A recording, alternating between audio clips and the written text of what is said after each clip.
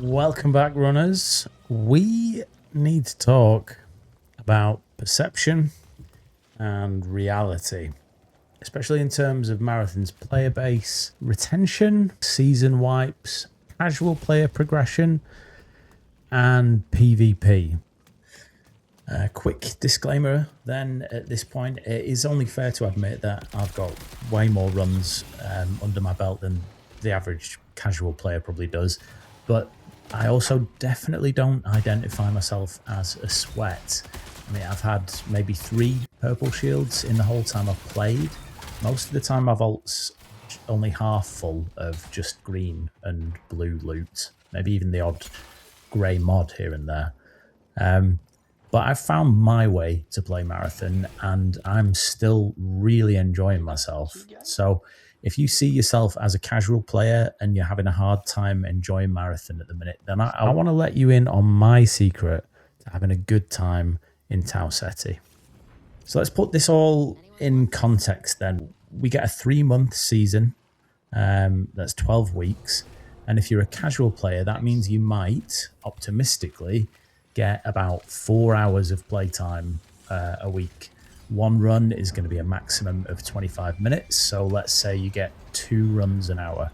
That's 8 runs a week, 32 runs a month, 96 runs in a wipe. Now, a sweaty player is going to hit upwards of 25 hours a week. That is over 600 runs in a wipe. Just sit with that for a minute and let's think about how each of those different player types is going to be trying to enjoy the game throughout the different stages of a wipe. What gear are they after? What activities are they doing? Why are they playing the game? Sweats are going to start on a high. They're gaining gear quickly and readying up for the pinnacle activities. After that, they're probably going to start playing a lot more PvP because there's no more gear to go after and there's no more challenge. They're just in it for the fun of the fight, and that's fine. You know, they bought the game too, but they're probably going to get bored towards the end of the wipe. Casuals, on the other hand, will probably start off a little slower. You're trying to do contracts, you're slowly gaining your faction unlocks, and when you start to find progression is a barrier to successful exfils because purple shield sweats are stomping around perimeter, you might drop off and you might not ever come back. And that's likely because the perception is that casual players can't challenge sweats, but in reality, purple shields pop pretty quickly.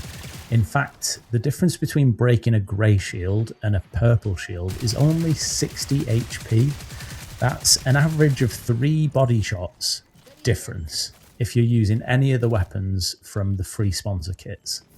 So, long story short, if you get the drop on a purple shield, you're in with a decent chance of stealing it off there within a couple of seconds.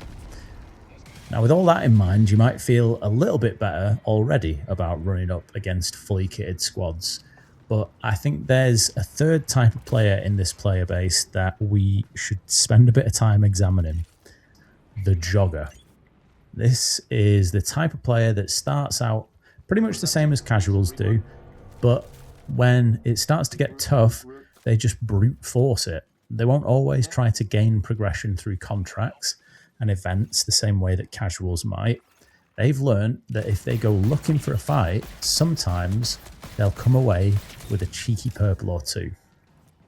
But right now, of course, the major differentiator between sweats and the rest of the player base isn't actually the gear these teams are taking into a fight, it's their PvP experience. So I think an important question that we should be asking Bungie is, what can they do to help more casual players get over the fear of engaging in PvP? Well, it's funny you should ask, because I've got a fairly fully fleshed out idea that I think could work for both gameplay and narrative. And it's not a PvE mode. I think that's an easy way out. And this is a PvP forward extraction shooter. It's a pure PvP mode. If it was up to me, I'd put it on Outpost and story-wise, what we would do is we'd say Mida have EMP'd the whole UESC stronghold. Pinwheel's locked down. All the bots are disabled. They're lootable for the first 10 minutes of every run as a minimum. And I'd chuck more teams in there, make it a duos mode with maybe 6 to 8 teams, no rooks, and you can only go in with free kits. If you get to be the last team standing, the EMP effect ends and a final exfil activates on a timer in Pinwheel, which you still have to unlock. But on unlock, there's a challenging, and I mean end game challenging, wave of UESC, maybe a couple of gold shield UESC bots in there. The final thing I'd do to make sure that this is as balanced as it could be would be that every item you try to exfil requires a matter fixative. And remember, you're coming in with free kits as well, so you're not going in with a big bag. I think something like that would help casuals have a way to overcome the fear of PvP and get past the difficulty spike in obtaining endgame loot. Let me know what you think in the comments anyway, and if you're working at Bungo right now, got any jobs going, let me know about it. Anyway, so on to my marathon method, the jog. So I've been using free kits from pretty much the very beginning.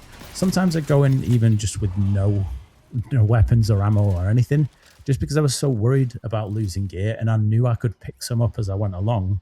But it also let me learn the shells and the different abilities and different weapons, so I didn't like rely straight away on a certain weapon that I knew I liked. Of course, it did mean that I'd be at a bit of a disadvantage in terms of time to kill. But instead of focusing on contracts and sort of having to feel like I needed to sneak around out of the gate, I learnt that I needed to do some PvP. And assuming I made it past the first encounter, I'd probably get some decent gloop. And at that point, I could either focus on a quick exfil, or if I was lucky and I rolled a solid random squad, maybe even with some comms on mic, we could do some contracts or try and take on some more enemy runners. And as soon as I started coming at the game like that, I wasn't getting stuck in the gear fear, and I was quite quickly leveling up my factions. And I found that was actually really important, more important than I realized at first, because all of those upgrades carry across shells and they're semi-permanent, meaning you can keep them at least until the end of wipe. And they're really powerful too, like melee upgrades, healing upgrades, agility upgrades. These are things that would otherwise hold you back in a fight with another runner, and particularly when you're getting up close and personal. So, as a jogger, you get a couple of late nights during the week if you're lucky.